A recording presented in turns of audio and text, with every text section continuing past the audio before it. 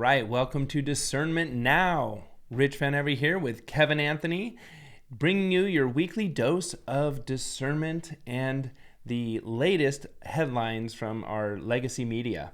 So we have some exciting topics to talk about this week, Kevin. We should have just titled this show Clown Show. Oh yeah, the clown show continues.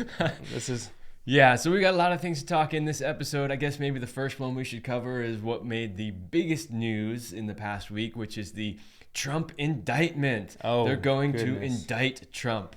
Oh, say it's not true. This one is the biggest clown show ever. So first of all, this is apparently a 7-year-old charge that the Department of Justice has already decided not to try to indict Trump over because the case was so weak. We now have a letter from Trump's lawyer where he specifically states that Trump had nothing to do with the payment. We also apparently, I saw this recently too, apparently there was a letter written by Stormy Daniels in 2018 saying that the payoff never even happened.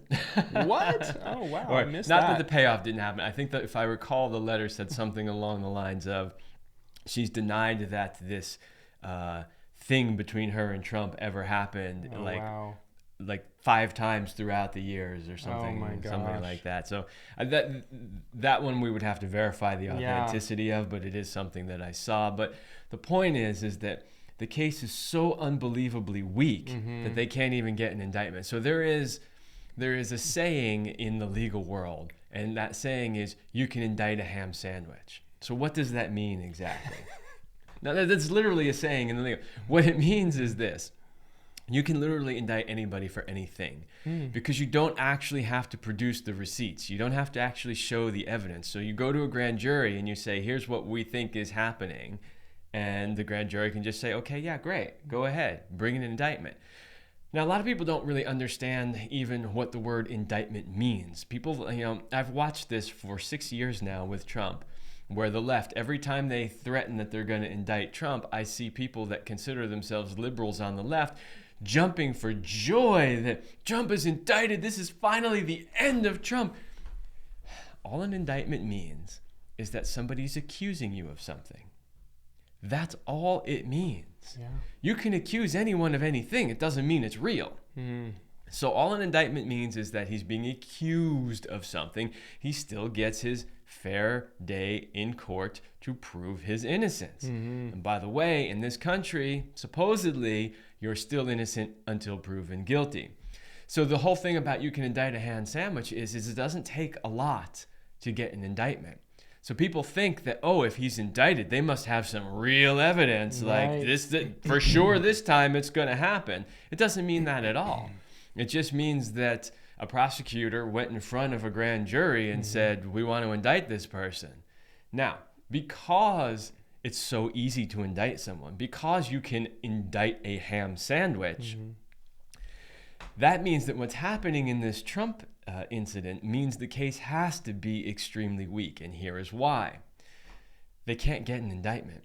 They have postponed the grand jury twice now because they can't get the grand jury to agree. So they have anywhere between, I think it's 20 and 23 jurors on the grand jury. They only have to get 12 of those to agree to an indictment. They cannot even get 12 people to agree to indict this ham sandwich. That is how weak this case is. Well, even CNN has said indicting Trump would be a bad idea. Man. CNN is as far left as it gets. Yeah. And even they are saying this is not a good idea. Okay. The Department of Justice wouldn't even touch it. So this seems like a really shallow discernment dive, right? Or can we take it deeper? Because we've known they've gone after Trump since day one, even before he was elected. It was attack after attack after attack. So why would they not maybe try and frame him in something that's more legitimate, have a more coordinated effort that is going to possibly go somewhere? Is it just more propaganda to build this public image against Trump to keep the Trump haters hating him? Or like, where is this coming from? Or is it just another story to fill the media because they don't want to be talking about the more important issues that are happening globally and in our country. Okay, well, the shallow dive is the technical details of what is legally happening, which is what we just covered. But then that always begs the question, if the case is so weak, if they can't even indict the ham sandwich, then why is this even happening? Right. So that gets to your point, is what is really going on Come here? on now. Spell it out. And, well... Look, you have to have been living under a rock to not understand what's happening. They have tried everything It's too desperate, though. Come on, Kevin. No. This is too desperate. Well, but think about this. So when Trump was in office, right, when Trump was president and he was actually doing things in his presidential duties, right, they had things that they could grasp at. They could, oh, there was that phone call. There was this thing. There, twist and try and turn and chop and edit every thing he said into but Trump isn't doing anything right now other than vacationing at Mar-a-Lago and then holding some rallies. Right. So no, but he's winning in the polls, right? So but this is like they want to somehow take out a candidate, but in the weakest way possible. Right, but so we all know they want to take out Trump. Again, you have to have been hiding under a rock for the last 6 years to not understand their goal is to take out Trump. They are so afraid of him that they cannot have him run again. Why not? Because they are afraid that this time their cheating will not be enough to win. Wow. That's the reality. Like, come on now. I know. So why did Trump do an all caps, post on Truth Social? Why he asked for peaceful protests, and he basically predicted his arrest, which didn't happen, but this all did kind of feel a little fishy. Or do you think that was all truthful and from him, or was there some kind of code, or maybe? I have no idea. Maybe there's a code, maybe there's not a code. I don't know. I can't speak to any of that. All I can tell Where's Q when we need them? Is that it is very obvious that the left does not want Donald Trump to run for president. They will do whatever they can. True. They are grasping at straws because that is all they have left. Everything else that they've tried has failed, and so they're just rehashing. Here's the thing too. It's bad. This thing called the deep state exists, and if you deny it, then you're just living in a fantasy world. Even mainstream media is now talking about the existence of the deep state, right? So there is this thing, this entity that we call the deep state. It does exist, and it absolutely does not want Trump to be president, and it is going to do everything it can to prevent that from happening. So that's just a given. And that's to the extent in which you can confidently say that Trump's not controlled opposition. No. And that in his actions we see positive things where sometimes his words don't really line up or match up. I cannot definitively say that he's not part of what we call the deep state. Right. I cannot say that. So just so we're clear, for all you patriots out there, or actually I should say, we're very hopeful. We're going to pray. We're going to pray for President Trump. Any liberals that are listening to this that think, oh, that guy must be a crazy Trump supporter. He thinks Trump is the savior. No, I can't say that at all. It is entirely possible that eventually he shows up as being controlled opposition to lead us all to our final doom. Yeah. Totally possible. Yeah. What I can say, though, is in my entire life, which is 5 decades at this point, I have never seen the deep state go after anybody the way they have gone after Trump. Right. So that's the first thing. So why? Yeah. So this is a really good. There's a couple good reasons potentially. Well, but here's a good thing to bring up, which is if the deep state really is in as much control as most people believe they are, why did they have to bring? Because some people will say, well, they created Trump. Trump's all part of it. Trump's just going to lead us to our doom. Why did they have to do that when they were already in control? They already controlled the government. They were slowly, little by little, leading us down the path of tyranny, and we weren't even aware it was happening. Well, some of us were, but a lot of you weren't. But most people weren't even aware that. So they could have just kept doing that. Yeah, but would that not have exposed them more quickly? So it's like, give the people the hero that they want. No, what exposed them and create divide amongst the public, right? So he's a divisive character, so he plays an important role of being a divisive figure, and then they can actually go, oh, so we can now know who Trump supporters are. We're going to be tracking all their cell phone data. They already knew. They already knew. Putting them that. on a list and then systematically putting them into First health of all, camps. they already knew all of that. Yeah. They've been tracking that long before Trump. So and not here's the necessary. Thing. The whole let's get Trump at all costs has woken up more people to their game than ever before. Yeah. And this is the point, is they could have kept doing their totalitarian tiptoe, their slow march to tyranny that they've been doing for decades, and nobody probably would have been any the wiser except for a few people, right? I confess, actually, to interrupt, I was 100% a feverish Trump hater at some point. And it wasn't that long ago. So what they have done ago. has not benefited them. I mean, that's my opinion. It has actually woken more people up and created more resistance. Yeah. Okay, so there's that. And then there's the other piece of, I don't care what people say. I care about what their actual actions are. It's a good thing to go by. This is a discernment tactic. Yes. And so I don't care what Trump says in a tweet. I don't care what Trump says in a rally or a speech or anything else. I care about what are the actual policies being made that are affecting our daily lives. Right. And when we look at the Trump administration, love him or hate him, you can see that we, prior to COVID, we were thriving again as a nation. Our economy was doing better. Unemployment was down. We were bringing manufacturing back. Our quality of life for the everyday individual was improving. Despite what the media was telling you about how terrible everything was, actually... And people, if you're really honest, you can look at your bank account statements, you can look at your life, you can look at the cost of things when you go to the store, and you know that your life was better during those 4 years. Even the deregulation element of his policies, which a lot of people might be confused about, were apparently taking up to $3,300 a year out of general people's pockets. Because when these corporations are over-regulated, it creates a higher cost on our goods and services.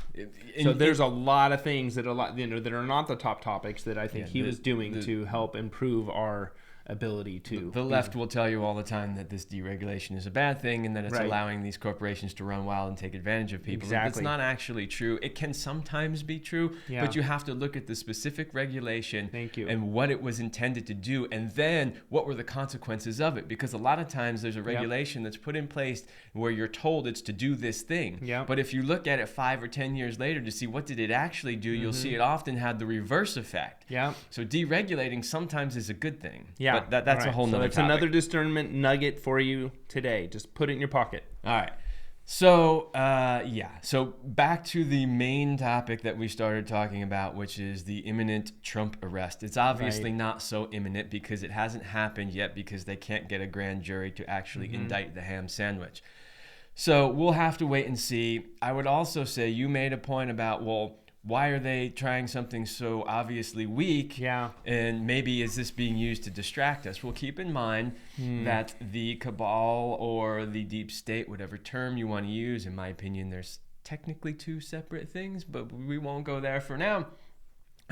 There's never only one reason for anything they do. Everything they do has multiple layers. And this is where, patriot people or freedom-minded people start arguing with each other, because one will say, no, it's because of this. This is why they're doing it. And the other say, no, it's because of this. This is why they're doing it. No, it's both. And then probably 3 or 4 other reasons as well that you're not even aware of yet. So, is it used as a distraction? Of course it's used as a distraction. Always, right? Always. But it's also used as how can we get Trump? How can we prevent him from running again? They see the polls. They're not stupid. They know that the majority of Americans want Trump as president. That's just the reality of it. Don't listen to the BS the media tells you about how the majority of people are progressive liberals. They're not. They're a much smaller segment of the population. Whether you think that's a good thing or a bad thing doesn't matter. The point is that's the truth, right? They're going to do anything they can to stop him. Okay. And that's what this is about. All right. Well, so we'll see how that unfolds. We'll see if he actually ever does get put into cuffs and is given a mugshot, and that's, spread around. We'll see. Now you just opened another can of worms. Okay. We were just going to move on to our next topic. We were, but now we have to address that part that you just talked about, which is ordinarily in a situation like this, with a case of this nature, right? with somebody that is a former president who has Secret Service detail. Yeah, wow. Normally, the way this would be handled is it would actually be done remotely. So the indictment would take place literally over a video conference call. Trump would not have to physically go there. Right. Or if he did physically go there, it would be done very quietly. Trump would show up to the DA with his lawyer quietly, and they would go through the process, and then he would be released, and then they would, schedule the trial and blah, blah, blah. That is the way these things are normally done. So if it happens any other way, we know it's a kind of nice facade of showmanship. Exactly, and that's exactly the point. Is that what the prosecutor in New York is trying to do is turn it into a big media spectacle. They want the sound bites, they want the video clips, they want to turn it into a clown show. Yeah, that's basically because there's no other reason for them attempting to do it the way that they're attempting to do it. When every expert, the Secret Service, and everybody is telling them this is insane. You can't, whether or not you indict him, you can't do it in that manner, right? But they're just basically trying to force it to be that way. So that goes to show you that it has nothing to do with actual justice at all. Wow. It's just about so much to know. Show. Thank you for bringing in that nugget, Kevin. We're going to move on to our next story, which has to do with the kind of sitting fake president, I would call him. I don't really consider him my president, and I do not even consider him to be who he says he is, perhaps. But that's another story. So we're going to talk about our Second Amendment rights and how they're attempting now to infringe upon them. What have you got, Kev? Well, there is a thing going on right now where Biden wants to use executive orders to basically nullify parts of the Second Amendment. Oh, stop it. And I'm so sick first of all, executive orders shouldn't exist for anything, regardless of what they are. And presidents use and abuse them like crazy all the time. Every president has. But, it's one thing to do an executive order for something that, say, Congress could simply, pass a law for, which is the way it's supposed to work. The executive branch doesn't make laws. The legislative branch makes laws. Who is the legislative branch? That's Congress. If you want to enact a law, you got to get Congress to pass it. Problem is a lot of times politicians want to pass laws that they know Congress won't pass. So they try to get around it through things like executive orders. Now, it gets more complicated when you realize that Congress can't even legally make a law in regards to the Second Amendment because Congress doesn't have the power to override or supersede the Constitution. Oh. Right? So now not only is the Biden administration trying to get around Congress, they're also trying to get around the Constitution with an executive order. So it's completely unconstitutional. They're going after FFLs, which are federal firearms licensees, and they're trying to change the rules and make it basically impossible for any FFL to do business. Which would be a gun shop or anybody business that sells a gun. Oh, wow. Now, if you're an individual and you're selling one gun privately, which is a legal thing that you can do, depending on the state you live in, there are different rules around how you do that, but you can certainly do that. But if you're going to sell them as a business and make a profit from it, then you have to have what's called an FFL. You have to have a license, a federal firearms license, to be able to do that. So that's where they're changing the rules on what the FFL means. And they're also basically attempting to get all of the FFL's records from all of their sales. Now, that sounds illegal. It is illegal. Oh my goodness. It is not just... Should we be surprised? It is not just unconstitutional because the Second Amendment doesn't actually specify anything about records use or anything like that. But there are actual laws on the books that say the federal government is not allowed to create a list of gun owners. That makes sense to me. Well, that makes a lot of sense because there's only one reason why the government would ever need a list of gun owners. That's so that they can figure out who to go take the guns away from when it's time to collect them so that they can then commit some sort of mass atrocity. Yeah. So the government doesn't need a list. Yeah. They absolutely do not need one, and they are legally prevented from getting one. Yeah. However, that hasn't stopped them. The ATF has been putting a list together for quite some time now. One of the ways that they do that, you may not know this, when an FFL goes out of business, so let's say it's a small private FFL and they die, right? Or let's say it's a gun shop that just goes out of business because California starved them of, their ability to actually earn a profit as a business. Mm-hmm. When that happens, it is required that all of their paperwork go to the ATF. Wow. So every piece of paperwork from every sale they ever made is required by law to go to the ATF. What do you think the ATF is doing with that? They're creating a list. Yeah. The one thing, it's a big list though, because there are over 900 million registered firearms in this country, I believe, which is there are significant, very significant. There are a lot. So one of the things that good luck with that list, ATF. Well, a lot of the things that people WTF. say is why do they need a list when they can just stop the sale of firearms? Oh. Well, because of exactly what you just said, because there's hundreds of millions of them out there already. Yeah. So they could stop the sale, but it would take generations before those firearms fell into the unworking condition, not useful sort Which of we category. can never let that happen, So whatever way. But they're starting to want to kind of grandfather. We get into this in another segment about Second Amendment. Yeah, but, so they have to find a way to try to get the existing ones. Now, if you're listening to this, you're probably already smart enough to know this, but if the guns are ever taken away, that is the end of all freedom, period. And history has clearly shown that to us. There is a list of 25 times throughout history that governments have taken away the right to keep and bear arms, and then major mass atrocities of millions of people dying have followed after that. So that's the name of the game. It's always about control. It's always been about control, and they know that the guns are stopping them from getting control. So therefore, they want to take them away. Now's a good time to become a gun owner if you're not already. Get your training, get your pistol, your shotgun, and your AR. And practice using them regularly. There were times throughout history great sport where certain states literally required every able-bodied male citizen over the age of 18 to possess a gun and ammunition and know how to use it at their own expense even. Wow. So sometimes people will say, well, no, that's my kind of law. The militia. I like that law.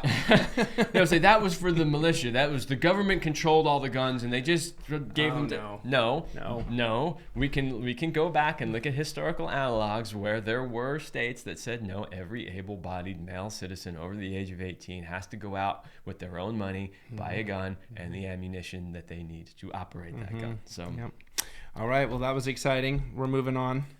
What do we got, Kev? All right, so next one is the House on Friday passed basically it's a Parents' Bill of Rights Act. Oh, goodness. So the FBI going after parents for protecting their children. Wow. Well, yeah, so... What a story. There's a number of things that this bill does, and mostly what you probably heard in the media is nonsense.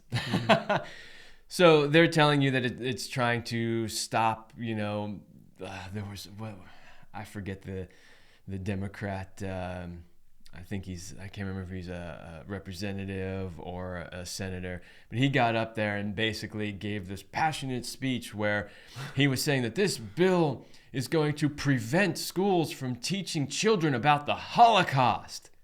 No, that's actually not true at all. Mm-mm. It is an absolute lie, completely made up. There's nothing in the bill whatsoever that says anything like that. So what does the bill say? Yeah. Well, the bill says that parents have a right to know what's being taught in schools and see the reading material. Wow. And that started to happen because of online learning to some degree, which we don't promote. We want kids to be together in person, but hey, it's kind of a dangerous place, that public school system. Highly recommend positives and negatives to both. Find alternatives. So what else does it say? Well, it also says that parents have a right to be heard at school board meetings. It says that parents have the right to view the public school budget and where the schools are spending their money. Oh, wow. I know a lot of schools have been getting loads of money. And we don't know really where from and why, but people should know. It also says that they have the right to protect their child's privacy. Oh, wow. And it says that they have the right to be updated on any violent activity that takes place at the school. So what are all these things doing? They're getting parents involved in their children's education, as they damn well should be. Yeah, more and more, please. If you're a parent, you're not supposed to just send your kid off to a school. It's not a daycare center. And then just forget about it. It's not a set it and forget it. Yeah. You're supposed to be involved in your children's education. You should know what they are being taught, and you should be involved in it. You should have personal relationships with their teachers. Absolutely. You should know what the curriculum is. This is not about helping them with their homework. What is amazing to me is that some of these people on the left are so pompous that they think that they're so much smarter than parents. Right. There was literally, I think she was a state senator, and I don't remember what state she's from, but she was basically, this is literally, I'm going to paraphrase, but basically what she said was, there are a lot of parents who are low income, who never completed an education themselves, who basically are not qualified to decide what their kids should and shouldn't learn. That she basically said parents are too stupid to be involved in their child's education. That's literally what she said. And she thinks she's smart enough. Yeah. She is smart enough, but not the actual parents. Wow, what audacity. That is atrocious. So, I mean, really what we're looking at here is not just a person's opinion, but really an agenda that she has either been manipulated or brainwashed to project. Yeah, we all know what the agenda is. But this is so far gone. I mean, this is on the outer reaches sanity. It's actually maybe in the outer reaches of insanity. Well, so just, I mean, do we even need discernment for this, or is it going because what common sense is not common? Well, because there's two things, as there always is with all of these subjects. There's the shallow dive, which is what we just did. Right. Like, what is actually going on? Why do they need this bill, and what is this bill trying to accomplish? That is step one. We need to accomplish step one. Okay. But then the question is, okay, why are people opposing this? Because all of that sounds great. Yeah, parents should know, what the schools are teaching, where they're spending the money. Because remember, the money comes from the taxpayer, which is us, right? It's our money being spent to educate our children. So therefore, we should know how that money's being spent, what it's being spent on, and what they're teaching. Okay, so there's that level. But then the question is, why are people opposing this? Why do people like that state senator think that they know better? Well, it's not really that they think they know better. There is an agenda. There is always an agenda. They're getting paid. Part of and it's not even just getting paid. That's not even it. That's part of it, right? There's always that lower level corruption stuff. Yeah. No, the agenda is this. The state needs to separate the children from the family so that the state can control the children. It is all about perpetuating the state. That's really dark, Kevin. This is why they are attempting and have been for decades now to destroy the family unit. Right? Because if you destroy the family unit, you can pull the kids out of that family unit. Once you can pull them out, now you, the state, own and control those children, and you have an opportunity to program them to do what you want them to do, which is often, and here's the thing, the state's interests and the family interests are generally opposing interests. They are. The state only cares about perpetuating itself at the expense of the family and the individual. That's a big, hard pill to swallow, Kevin. But it's true. Let's choke it down together, shall we? Honestly, I mean, we got to pray now. Okay, let's pray for ourselves. Let's pray for others to embody the courage that is needed in order to make the time to go to the school board meetings, in order to talk to your friends and family about the reality of this very troubling If you've made the choice to have children, then there is nothing more important in your life than making sure that you give them the best life that you can give them, especially in those formative years, until they're capable of making decisions for themselves. Yeah, there's nothing more important. So whatever your job is, however much money you think you need to make, just check yourself, please. Yeah, you need to be involved in their education and their life. That's right. Because you are literally the only person that has their best interest in mind. The state surely doesn't. Yeah. The state sees them as expendable, cannon fodder, useless eaters as they're sometimes described, right? Yeah. So little minions to be brainwashed. That's really. all they care Hypnotized about. I mean, even. think of the Matrix, right? Yeah. Right?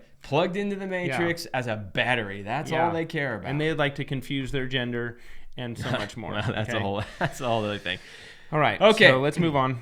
Yeah. Two more things to cover in this episode, Yep. maybe a little bit faster. Yeah.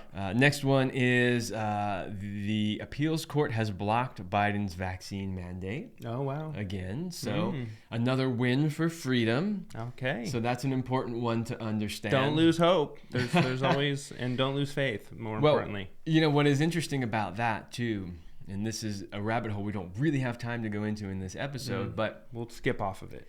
Yeah, but a lot of the things that people were saying in the beginning of 2020 about mandates, about whether they're mask mandates or vaccine mandates, or whether it's about the efficacy of the vaccines or the masks or the lockdowns or the origin of COVID or any of that stuff, all of that was said to be crazy conspiracy theory stuff. Well, now here we are 3 years later, and every bit of it has been proven true. Every bit of it. And so, when we see things like this, it's one more step in the right direction of showing how these things, like in this case, we were saying you can't mandate this. This is completely unconstitutional, right? Yeah. So now we have some validation on that. Yeah, and it's not just happening in this country. This is a global health initiative to require people not only to get their weekly or monthly injections, but to have passports in which to travel, to deem any person, whether they exude symptoms or not, to be a public health threat, and to be able to then quarantine them. So there's a bigger story. Well, it's all part of the control agenda. But it's dark. It's the overall agenda that guides really, everything we've talked about. It's a hard pill to swallow, Kev. We don't want to make light of it. A lot of people may know this, but they have to choke down the red pill, as we like to say. All right. And it takes some time. Last one is the banking crisis that is currently happening. So Janet Yellen gets up the other day and says that it's contained, and we have no worries about don't believe her about the contagion spreading any further. Yeah. And we literally have to laugh because I don't even know how she says these things with a straight face. She must be a spectacular liar, because remember, Janet Yellen is also the same person that told you that inflation was transitory, that we don't expect it to last very long, and it's not going to get very high. And then, of course, it hits like a 40-plus year high. Yeah. And it's still here, and it's getting worse. If there are she's a reptilian. If there are reptilians, she's one of them. Okay. She's a creature. That she absolutely knows that she's lying, and she's lying stone cold straight to your face. And so when she tells you that the banking crisis is contained, she's absolutely 100% lying to you because she knows it's not. Now, there are a couple of other things we need to know about the banking crisis. Let's break it down. What do people need to do? What do they need to know? Well, right now the government's telling you that they're going to fix it, that they're going to solve it, that they're going to backstop all of this. So there's a few things you need to know. Yeah. Number one, the FDIC does not have enough money to backstop the entire banking industry in this country, nor does the federal government. So when they tell you that they're going to do that, they're again lying straight to your face, because they literally can't do that. And here's the thing, even if they could, I mean, technically, if they just print endless amounts of money out of thin air, they could do it. But that will actually perpetuate the problem, because what caused the problem to begin with was the government raising interest rates. Now, why did the government raise interest rates? See, this is going to get a little crazy. And we've printed more money in the last few years than we have the previous. 80% of all dollars in circulation right now were printed in the last couple of years. That's insane. But But that's part of it. Well, what happened was to stimulate the economy after the last banking crisis in 2008, they artificially kept interest rates ridiculously low, like super, super, super low. That has, of course, negative consequences. When money is really, really cheap, right? Right, to borrow, especially. Yeah. So and they did that for a really, really long time. Yeah. And that started to create a problem. And they're still doing it, right? Yeah. Yeah. So, and this, I mean, we don't really have time to get into all the little nitty-gritty details, but let's just say they created that problem, right? Yeah. And then at some point they realized because of that problem that they created, to solve that problem, they're going to have to raise interest rates. So then they raise interest rates, but interest rates then create yet another problem. Yeah. So there was some regulation put in place that was supposed to make the banking system more stable. And that regulation told the banks that they had to invest their deposits in certain types of investments. So, and that all banks had to have a certain amount in these same types of investments. So what that meant was all of the banks were forced to go out and invest in government bonds. So all of the banks have massive exposure in government bonds. Now you might be saying, now wait a minute, but government bonds are stable. Yeah. They are the safest investment that you could have. Way better than speculating in the stock market. But not when the interest rates jack right. Ding, ding, ding, ding, ding. That is exactly it. So, boom. So when the federal government jacked up interest rates, it instantly devalued all of those bonds and lost a ton of money. And then they had to go out and sell a whole bunch of assets to try to pay off the shareholders. Now, none of this is really, I mean, it's a big deal, but it doesn't necessarily mean the banks will crash until depositors then go, oh crap, I might not get my money back. And they all rush to the bank to try to withdraw their money and create a bank run. Yeah. When that happens, because we have a system of fractional reserve banking, which basically says the banks don't have to hold but a tiny percentage of their deposits in actual cash. The bank literally can't give all the people the money that they want, so they have no choice but to close, and they collapse. So we're not advocating a bank run just yet, but well, we never advocate a bank run. No, because that would be a bad thing. But we do want to offer our personal maybe insight. No financial advice, but disclaimer, this is not a financial advice. Personally, what I've done, have a little cash and diversify assets. What other are some good tips, Kev, just to kind of protect, have people know, like, to use discernment and how to protect themselves in this type of scenario? Or, At this point, if you're not protected and you're in one of these vulnerable banks, there's really nothing you can do. But to set yourself up in the future, there are things that you can do, which is to not keep all of your money in one bank. That's right. To spread it out amongst different banks. Yeah. To choose your banks wisely. Look at their balance sheet. Yeah. See where they're invested. See where their exposure is. Definitely not Wells Fargo. Diversify your investments. So don't have it all in cash. You can invest in a bunch of different options out there. Precious metals are a good hedge. So you can have a percentage of your wealth in that. Physical assets, land, real estate, commodities, as well as, stocks and bonds potentially, depending on what those markets are doing. It's not always a good time to be in those, but, just diversify. Just don't keep all of your eggs in one basket, because if you do, then, when that basket catches fire, you're screwed. Yeah. So, develop a relationship with your banker. They say, know your farmer, know your doctor, and you should also know your banker. And really make sure you are just keeping on top of what it means to operate within this very kind of corrupt and broken system. But it has gotten us this far, so we will be grateful for that. It is the system that we are forced to use, so we have to make the best of it. Yeah. All right. Well, that was a lively segment. I hope you enjoyed it, and we will be back for more next week. Thanks for watching.